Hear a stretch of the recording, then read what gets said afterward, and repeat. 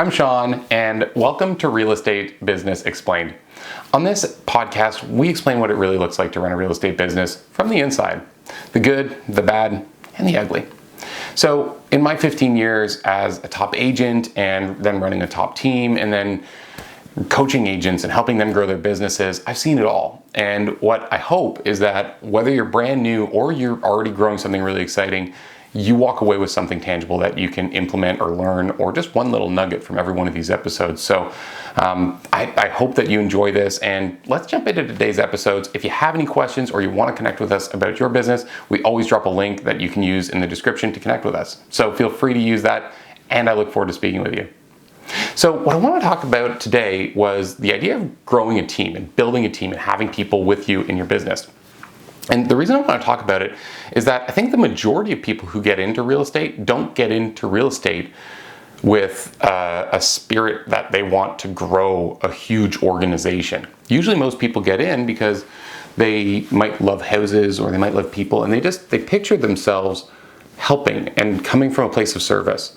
A lot of people get in just because they think they can make some good money, and a lot of people look at it and they say, you know, I don't want to have a whole bunch of people reporting to me. I don't picture myself having this massive group around me. Frankly, I don't really want to have the responsibility or the risk.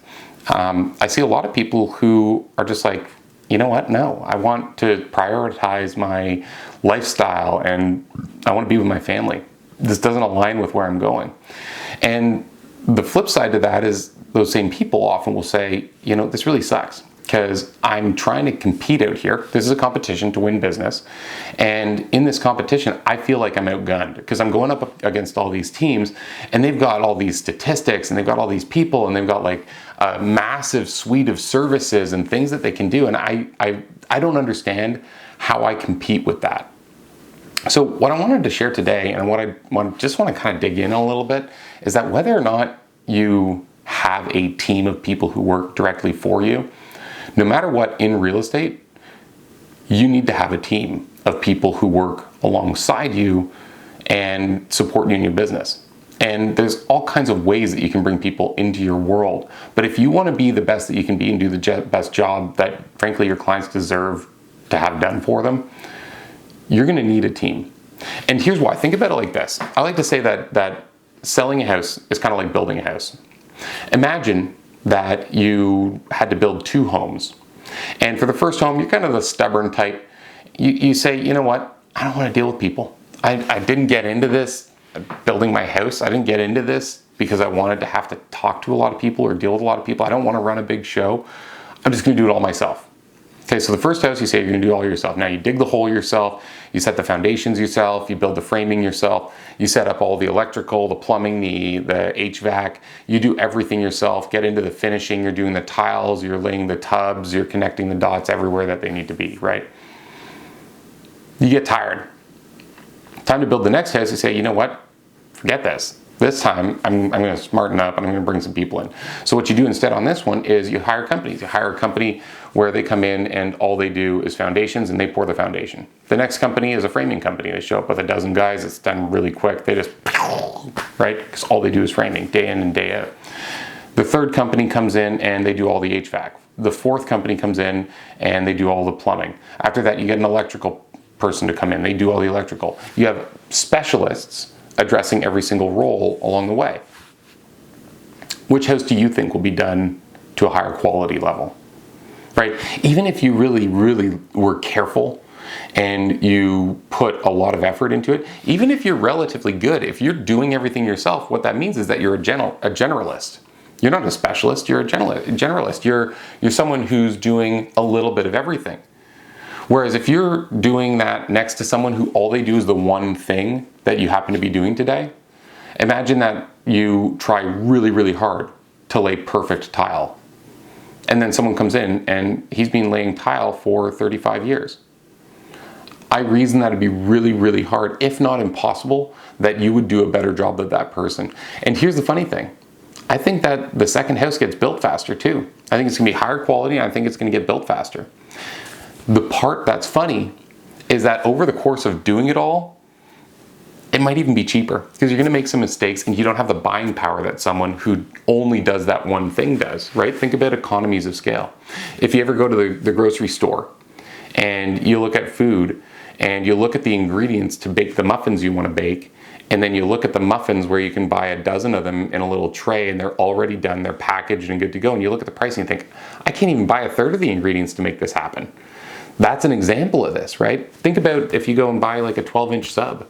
If you try to go and buy all the cold cuts to put on that same sub that you can buy for whatever they are now, probably $7 or $8, then you're going to usually spend double the price. It's really challenging. So no matter what, if you want to provide a really high level of service and frankly probably save some money and definitely save a ton of time, you're going to need people around you. And so with this, one of the things that's going to happen is you're going to look at it and you're going to be tempted to try to save money. So where can you save money? Well, I know that, first of all, some of the examples I just used are really specialized, like the electrician or the tiler, right? Well, in your business, those would probably be like a photographer or maybe a website design person or someone who's going to like put your brochures together for you. That would be like a more specialist role that someone would need more experience in. Then there's also going to be generalists, right? There's going to be people who at the construction site are like sweeping up the junk and helping move stuff around, and that could be related to almost like having someone in the administrative side of your business. And I'm not saying that administrative people just come and sweep up. In fact, they're, in my perspective, the heart and soul of the business. But when you're just getting started, you might just really need some basic help. You might need someone who can just come in and say, do data entry for you for a couple hours. If you're moving your database of people that you already know when you get started into a CRM, a software to hold all of your clients, like having someone come in and just do the copying and pasting, or maybe they're at a higher level and they can figure out how to like build a spreadsheet out of it and import it in a really elegant way so that it's all tucked in correctly. Having someone come in and do that would save you so much time, but it might be general work. It would seem, because it's general, that it's something that maybe you should try to do yourself. And most people do this. They get in and they say, okay, well, I'm just gonna figure it out. And what happens is you figure things out one by one, which is good, but it takes a huge amount of work to learn these things, where you might discover afterwards that you could have just invested a little bit of money and had some help, and you could have gone and focused on the more impactful, higher dollar per hour activities that you could be doing to grow your business. Think about this. If you spend 20 hours trying to figure out your new software to run your database, and next week you spend another 20 hours talking to your office about how to submit paperwork and manage your license and all that stuff, that's 40 hours maybe out of your first 2 weeks or your first month in real estate. Spending those 40 hours in your first 2 weeks meeting all your neighbors in your community and asking them for business, or calling every single person that you knew in your previous job or life or friends or family, spending that time instead engaging with people is a much higher dollar per hour activity. Because if you do it, especially soon, like you just do it right away when you get started, it's going to have a much greater impact on the total income of your business. So I'm not saying to get into real estate and go blow a whole bunch of money and hire everyone you can, but what I am saying is that one of the things you need to do is open your mind coming into owning a business to the idea that bringing help around you and having people around you is a really powerful way to actually raise your hourly wage.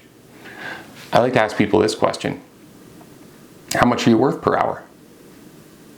How much are you worth?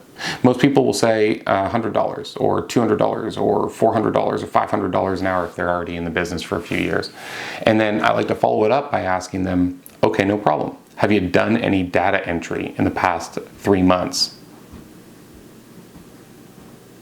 If you have, you're worth $6 an hour. That's what you can hire for. That's what you can hire someone for, to come in and just help you put information into your database. So be open to the idea that there's help out there that you can bring in for way less than you could earn if you instead used your time to go do something to build your business instead of caring for the background stuff in your business.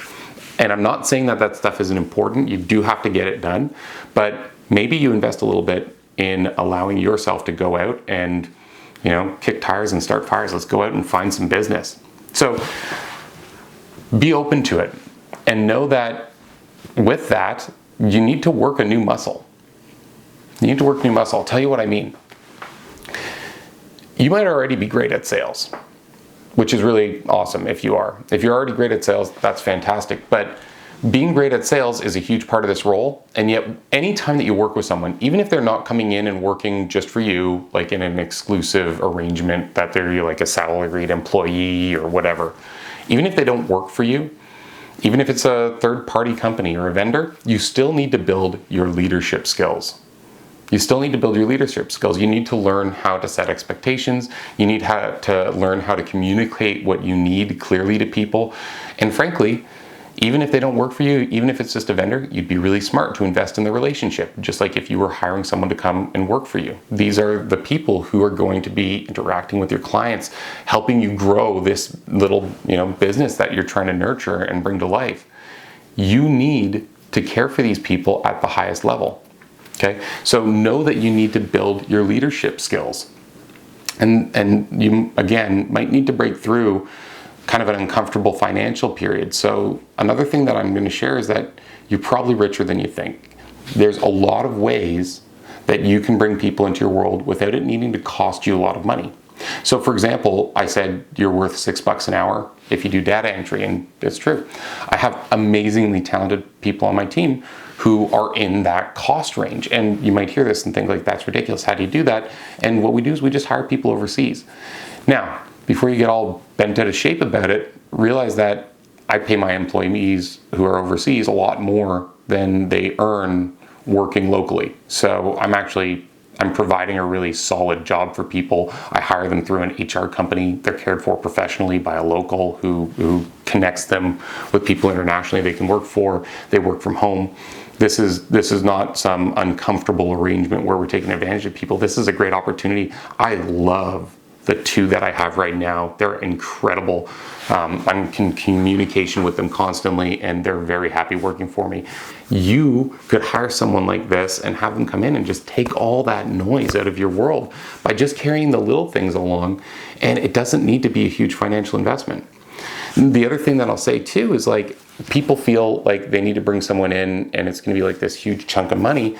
Even if you're not doing someone who is outside of your physical area, like hiring overseas, even if you're not doing that, you don't have to hire full-time. You could hire someone part-time.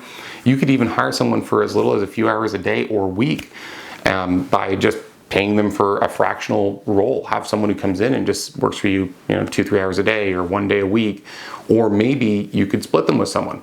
Right? If you and 2 other agents all need a little bit of administrative support, maybe 2 of you need 2 hours a day and 1 of you needs 4 hours a day. Well, work together to find someone and make sure that things are clear between everyone, how money and time is going to be shared.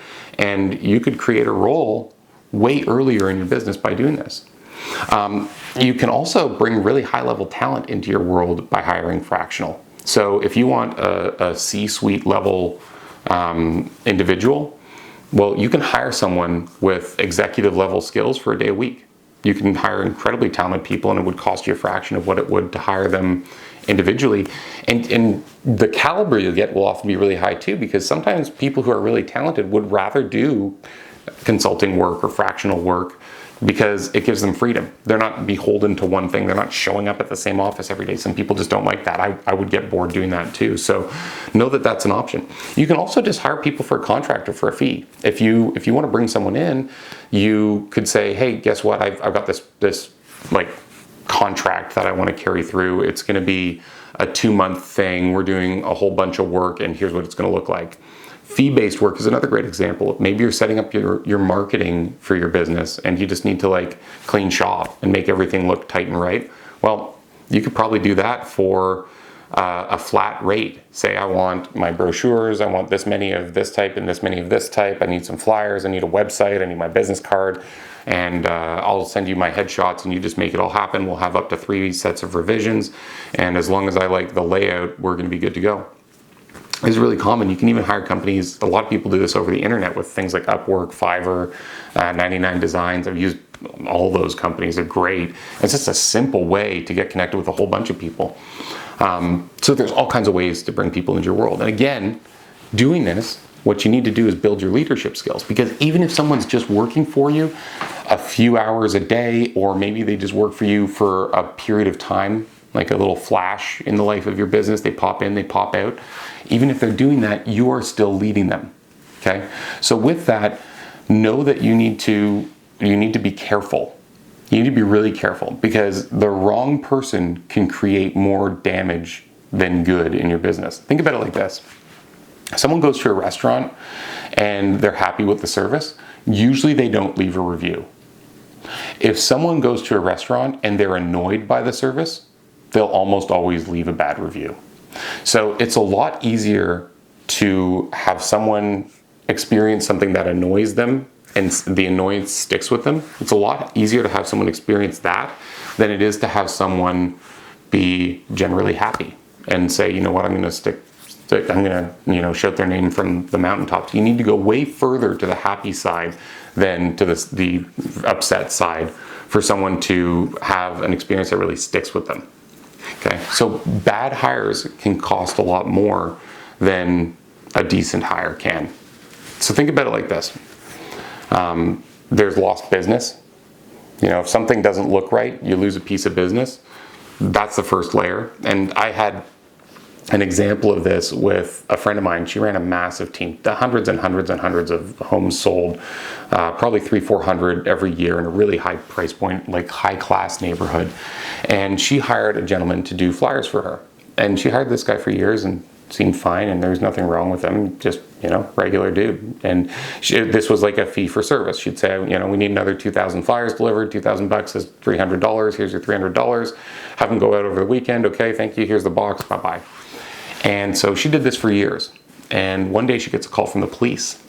And they say, we think you better come look at this. So she's obviously concerned. She goes right away and she meets the police.